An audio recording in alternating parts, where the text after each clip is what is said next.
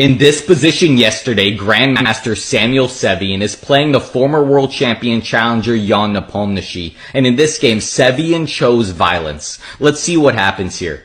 In the game, Sevian has the white pieces, and here Nepomniachtchi tries to kick the dark squared bishop out with pawn to h6. But Sevian says pawn to h6, that's not a move. Just bishop takes h6, sacrificing his bishop. And typically a sacrifice like this is common if the queen's also on the dark squares and can capture back the pawn on h6. But this time it's just a pure sacrifice of the bishop. Nepomniachtchi takes, and now what's the follow-up? Do you see it? Sevian plays rook takes e6 now, sacrificing his rook. Because if you take back, now it's possible to play queen to g6 check, and at the very worst, we have a draw by repetition.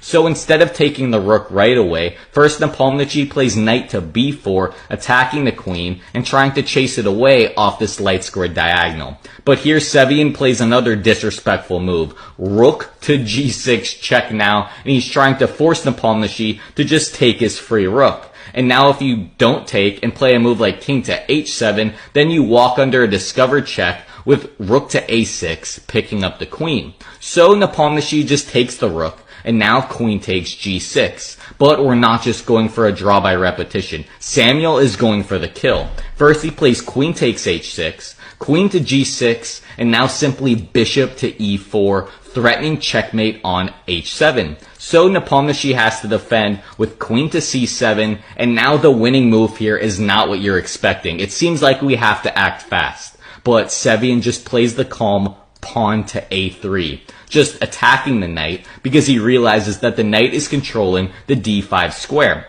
So after the knight drops back, now his idea is queen to h6 check, and now bishop to d5. We did not have this square when the knight was controlling d5. So after bishop to d5, now the king has nowhere to go. You have to block with the rook, but now this rook is pinned and none of black's pieces are able to move. Sevian just brings his final piece in the attack with rook to e1. Now preparing rook to e4, rook to g4, and that's going to lead to checkmate. And there's really nothing to be done. Nepomniachtchi plays one more move with knight to e7, but now we just take the rook, play queen to e6 check, and this is where Nepomniachtchi resigns the game. He either steps away from the defense of the knight, we capture, and at the end we're up 4 pawns, or you try to defend the knight with king to f8, but then it's just queen to f6, queen to h8, we pick up the rook, and win the game.